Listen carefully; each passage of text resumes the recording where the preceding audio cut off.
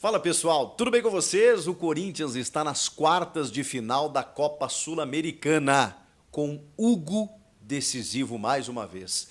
3 penalidades e olha, salvando 2 match points do Bragantino e teve a virada do Bragabu durante o jogo. O Corinthians começa bem, sai na frente, toma uma virada e leva para os pênaltis, algo que a gente precisa falar, mas aí no final brilhou a estrela do novo goleiro e talvez o novo ídolo da nação corintiana.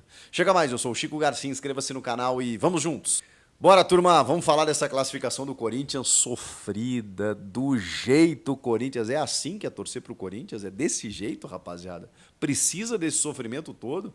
Venceu o primeiro jogo fora de casa, tava jogando em casa, abriu o placar. Tava muito tranquilo, mas não.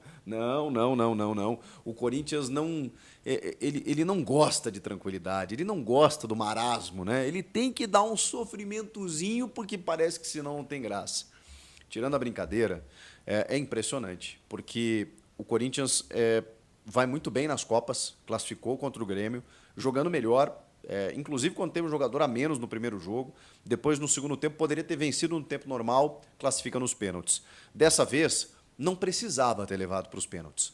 O jogo contra o Grêmio até foi um pouquinho mais equilibrado e tudo mais, beleza. Esse jogo não precisava. O Corinthians venceu a primeira partida. Foi encarar um Bragantino que ainda está oscilante na temporada, não teve nem o Elinho no jogo e que precisava se soltar porque ia buscar o resultado, mas o Corinthians aplicou meio que uma estratégia oposta, inversa, que eu achei interessante, atacou o Bragantino, buscou o Bragantino até pela escalação. O Ramon coloca Igor Coronado e Rodrigo Garro juntos. O Coronado mais próximo do Giovani, o homem da referência. O Garro flutuando, né, circulando bem. 2 volantes, o Rian e o Charles. Gostei desse sistema, com 2 volantes e 2 meia articuladores para a chegada de um centroavante ou um atacante. Os 2 alas, o Fagner, que fez um bom jogo. E eu tenho sido um crítico do Fagner, mas ele fez um bom jogo. O Matheus Bidu, que é um novo titular da posição, que precisamos ser justos, está jogando muita bola, e 3 zagueiros, com o André Ramalho. Ele, quando preservava jogadores, normalmente tirava o André, deixava o Félix Torres com o Kaká e o Gustavo Henrique. Dessa vez ele deixou o André, que fez um jogo exuberante, fabuloso. Como joga bola esse André Ramalho. Que achado do Corinthians esse André Ramalho. Ele tá em todas as partes do campo, ele é um zagueiro que ataca, que finaliza, que arma o jogo, que lidera o sistema defensivo, que sai jogando com a bola dominada, que tem muita maturidade. Perdeu o pênalti, é verdade, e esse é o drama dos pênaltis. Você deixa levar para os pênaltis e corre o risco do André Ramalho, que foi um cara que jogou demais nos 90 minutos, que vem jogando muito bem. Daqui a pouco, né, tentou tirar do goleiro, a bola subiu demais, correu o risco de, numa fatalidade, eliminar o time. Porque não seria culpa dele. Enfim, uma questão ali mais pontual dos pênaltis, mas no jogo, cara, ele vem jogando uma enormidade, um absurdo que joga o André Ramalho. E tá jogando todos os jogos, e chegou, cara, da Europa agora há pouco, e assim, sabe, sobrando, deitando. E numa linha de 3, ele voa, ele cresce, porque aí ele se solta, ele joga como um volante, ele avança a linha, ele cai pela direita quase como um apoio ao lateral. Ele meio que tenta carimbar as bolas, assim, do tipo, dá pra mim que eu vou começar a resolver a partir de trás aqui a construção do jogo. E quando o clarão se abre, irmão, ele finaliza e finaliza bem. Obrigou o goleiro a trabalhar, olha, muitas vezes o Fabrício, o goleiro do Bragantino. Enfim, no segundo tempo deu até um voleio, né, que a bola foi por cima, mas o goleiro salvou. Ele estava acossado pela marcação e ele não queria deixar a bola cair, porque ele não tinha tempo de finalizar, e ele dá um voleio e quase faz o gol de empate ali naquele momento. Enfim, o André Ramalho, um grande achado do Corinthians, junto do Gustavo Henrique e do Kaká. O Kaká falhou em alguns momentos ali, ele foi um pouco atrapalhado, especialmente no momento do segundo gol, mas, cara, eu acho que funciona esse trio aí, Kaká, Gustavo Henrique e André Ramalho. Eu acho que o Félix Torres, para mim, individualmente, é o que menos tem jogado. E tá chegando gente aí, né? O Luizão, do West Ham e São Paulo, a gente fala mais na sequência em outros vídeos. Esse foi o time, mas eu esqueci de alguém, né? Um bom time começa por um bom goleiro. Senhoras e senhores, Hugo Souza nasceu para vestir e jogar no Corinthians. É muito louco isso, cara.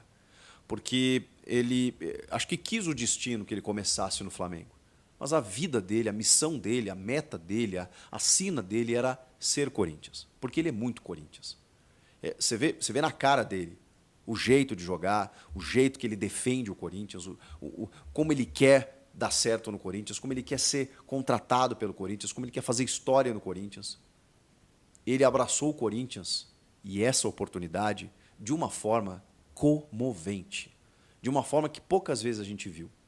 E o Hugo tem uma história de vida como a maioria dos jogadores de futebol, que vem de uma origem humilde, que tem que ser o provedor da casa, que sobe muito rápido, que com 20 anos está vestindo as cores de um grande clube, muitas vezes tendo que ser titular na ausência do goleiro titular que estava machucado, que era o Diego Alves. E aí ele cometeu algumas falhas, subiu um pouco para a cabeça, se deslumbrou, achou que podia mais do que podia, foi autossuficiente e aprendeu, e amadureceu. E estava lá, escondido, no Chaves de Portugal. Parabéns, Corinthians, porque o Corinthians buscou não um goleiro, buscou o goleiro. E o Hugo, eu já falei sobre isso, ele assume a função de goleiro das mais difíceis do mundo. Porque ele chega no momento em que o Cássio está indo embora. O grande ídolo Cássio, em meio a um desgaste aí com a torcida, de pressão para cima dele dos últimos anos, o Cássio resolve ir embora, encerrar o seu ciclo como goleiro do Corinthians. Mas tinha o Carlos Miguel, que era um potencial substituto, ídolo, que podia fechar o gol, jogador de seleção brasileira, jovem, se falava maravilhas e que fechou o gol mesmo nos primeiros jogos. Mas o Carlos Miguel teve uma outra escolha de vida. Ele, os seus empresários e tal, eles preferiram, e a antiga gestão, baixar a multa. Quando veio uma proposta de fora, mesmo com todo esse contexto, dele poder ficar, ganhar um bom salário, ser ídolo do torcedor do Corinthians, ele preferiu ir embora. Escolhas. Nem cabe a mim julgar. Escolhas. No meio desse cenário, e a torcida magoada, porque, pô, eles começaram o ano com os dois, com Cássio e o Carlos Miguel, e de repente o Corinthians se viu sem nenhum. No meio de tudo isso, chega o Hugo Souza, que eu aqui cheguei a dizer, pô, traz um goleiro afirmado, um goleiro que saiu do Brasil contestado, está escondido lá em Portugal. Calei minha boca. Que personalidade, porque ele assumiu a função de uma maneira espetacular, espetacular. Meus aplausos, Hugo Souza, porque não era fácil fazer o que você fez, não está sendo fácil fazer o que você está fazendo. E ele começou a construir a sua história, começou a construir uma idolatria já, que obviamente vai ser confirmada e referendada por títulos e grandes jogos, mas o que ele fez hoje já está na história.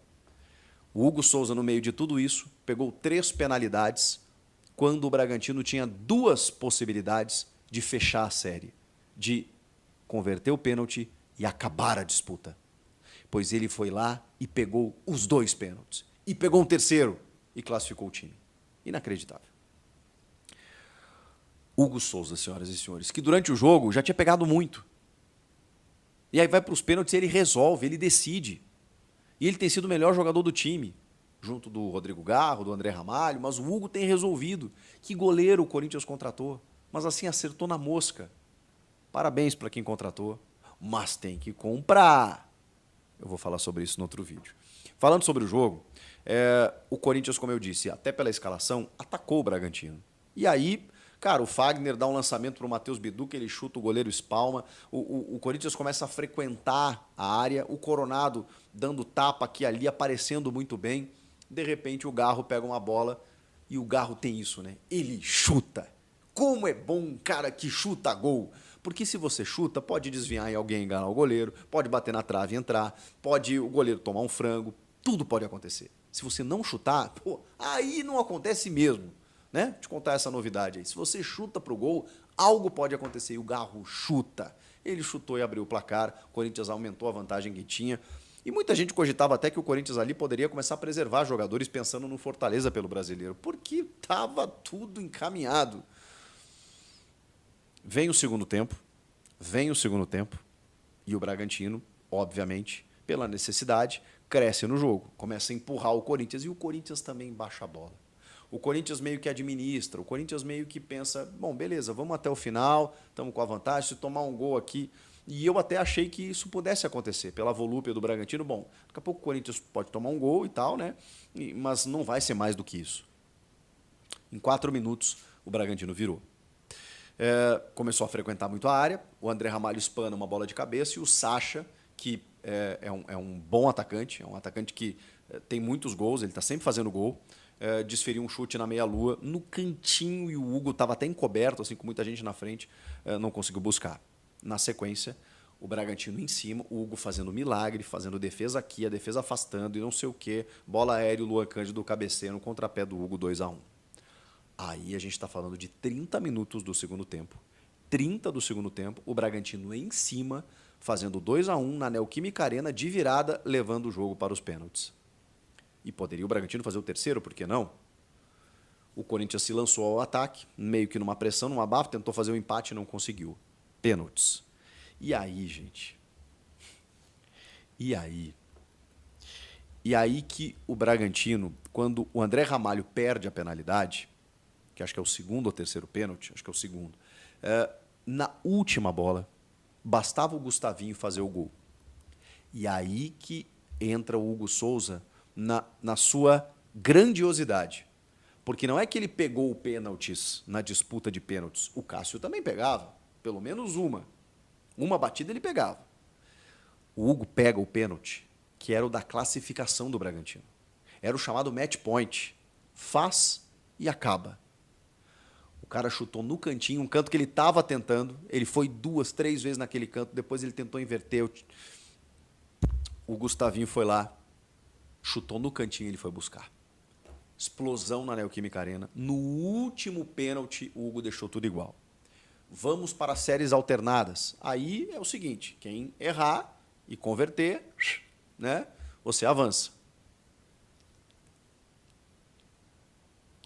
Bastava o Corinthians fazer o seu gol, para depois, né, jogar a responsabilidade para o outro lado. O Rian vai lá e perde o pênalti. O Hugo faz o mais difícil, que é pegar a última bola. O Rian vai lá e perde o pênalti. O que o Hugo faz? Pega de novo. O Hugo vai lá e pega de novo. Cara, que loucura. Ele não pegou uma nem duas para resolver. Ele não pegou só uma, ele pegou 2 vezes quando o Bragantino estava para resolver o jogo.